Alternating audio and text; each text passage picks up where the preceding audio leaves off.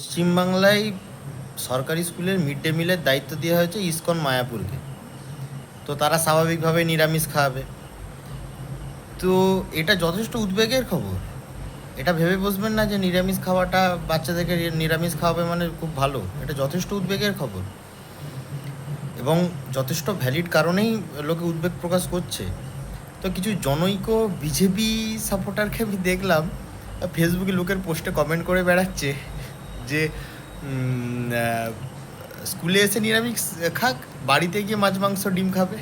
মানে এই লেভেলের অশিক্ষিত আর এই লেভেলের বাস্তব থেকে ডিসকানেক্ট ছাগলদের, এদের সাথে কি তর্ক করবেন? এদের সাথে কি কথা বলবেন?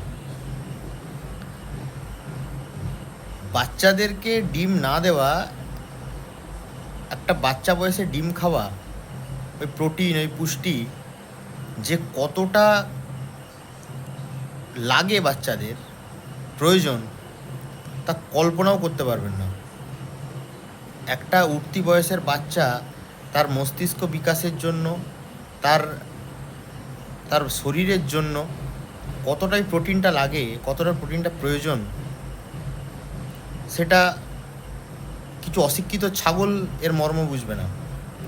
তারা ওর মধ্যেও ধর্ম ঢোকাবে, যেহেতু ধর্মে ওদের কথা মতো আমিষ খাওয়া নিষেধ, তাই সমস্ত কিছুতেই নিরামিষ দিয়েই ওরা চালাবে। মানে জনৈক বিজেপি সাপোর্টাররা জাস্ট একটা খোরাক, ফুল এন্টারটেনমেন্ট।